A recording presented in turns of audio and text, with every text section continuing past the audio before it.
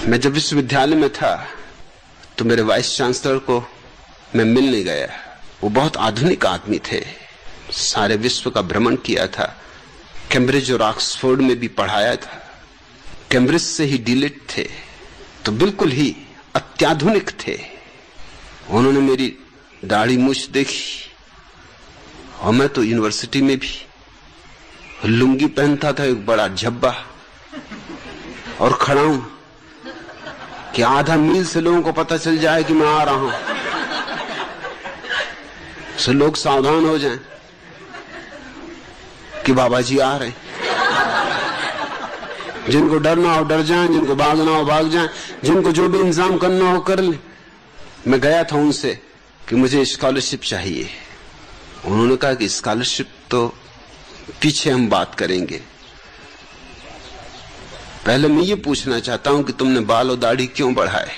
मेरे विभाग के दो जो अध्यक्ष थे, मेरे जो प्रोफेसर थे, मुझे बहुत प्रेम करते थे, जो मेरे साथ गए थे मेरी सिफारिश के लिए कि मुझे निश्चित ही स्कॉलरशिप मिलनी चाहिए। वो मुझे समझा के ले गए थे कि देखो किसी विवाद में नहीं पड़ना। रास्ते भर मुझे समझाते रहे थे, देखो मैं तुमसे फिर कहता हूं। दरवाजे के बाहर भी उन्होंने मुझसे कहा कि देखो मैं तुमसे फिर कहता हूं, बात विवाद नहीं करना, अपने को स्कॉलरशिप लेने से मतलब है, और स्कॉलरशिप तुम्हें मिल जाएगी। मैंने उनसे बात की है, वो राजी है, कोई अड़चन नहीं है।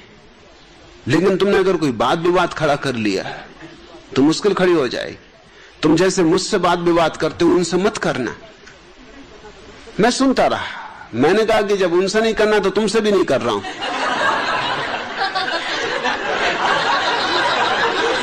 मैं बिल्कुल चुप हूं, मगर मैं ये भी कह देता हूं कि अगर उन्होंने कोई बहुत बुनियादी बात छेड़ थी तो फिर बाहर में जाए स्कॉलरशिप, मिले कि ना मिले। और उन्होंने यही बात छेड़ दी।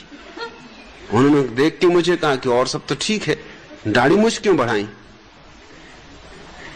मेरे प्रोफेसर जो मेरे पास ही बैठे थे, पैर से मेरे पैर में पैर मारने लगे कि चुप।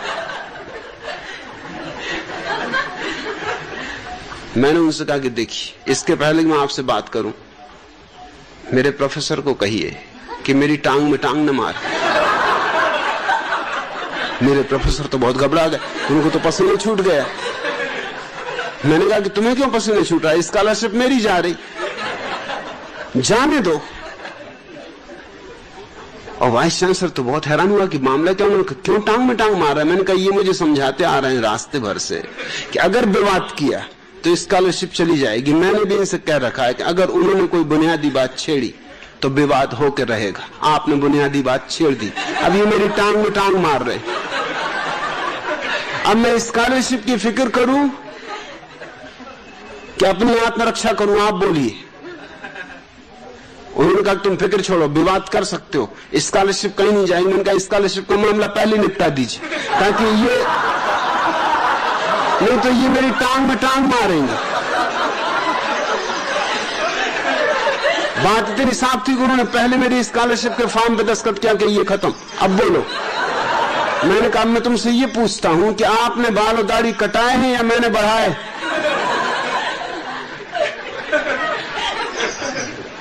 ये तो अपने आप बढ़े, आपने कटाए क्यों। उन्होंने कहा ये बात ठीक है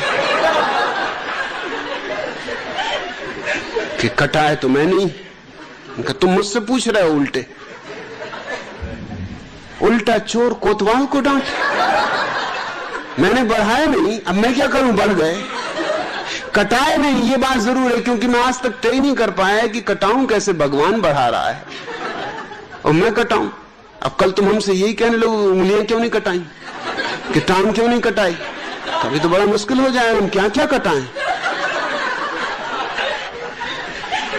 तुमने क्यों कटाए। उन्होंने कहा कि मुझे थोड़ा सोचने का समय दो। कितना समय चाहिए। मैंने कहा स्कॉलरशिप का मामला तो खत्म हो चुका है, अब ये बात चलेगी, इसको मैं छोड़ने वाला नहीं हूं, मैं रोज आ जाया करूंगा। आप सोचें रोज मैं ठीक 11 बजे आपके दफ्तर पर दस्तक दिया करूंगा। दस्तक देने की वैसे भी जरूरत नहीं, मेरी खड़ा हूं करीब आधा मील से बसती।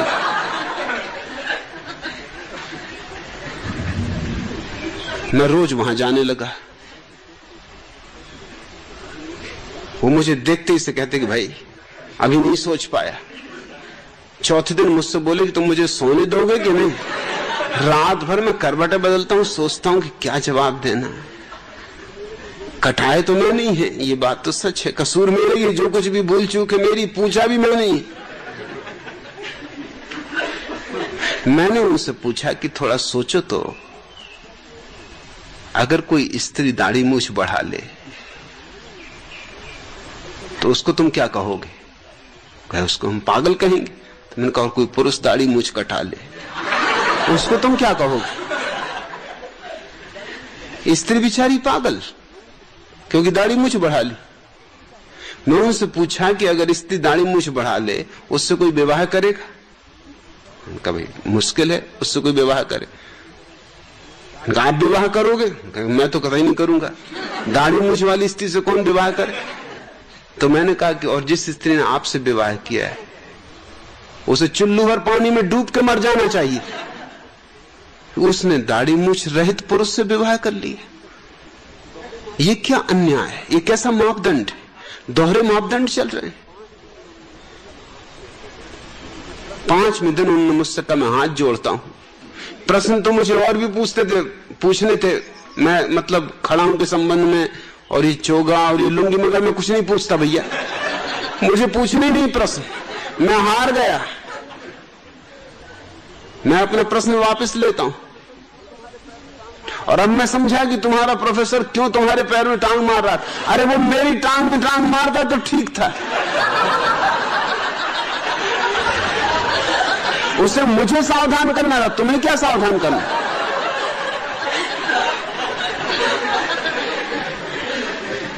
फिर 2 साल मेरे उनसे संबंध रहा, उन्होंने कभी कोई प्रश्न नहीं उठाया, इस तरह का कोई प्रश्न नहीं। चाहे मैं वो देख भी ले कि मैं कुछ ठीक नहीं कर रहा हूं जो कि यूनिवर्सिटी के स्नातक को करना चाहिए, मगर अगर मैं ऊंट पे भी सवार होकर पहुंच जाता तो भी मुझसे नहीं पूछ सकते थे तो ऊंट पे सवार क्यों, क्योंकि पता नहीं इसमें से क्या मामला निकले, तो पीछे झंझट खड़ी है।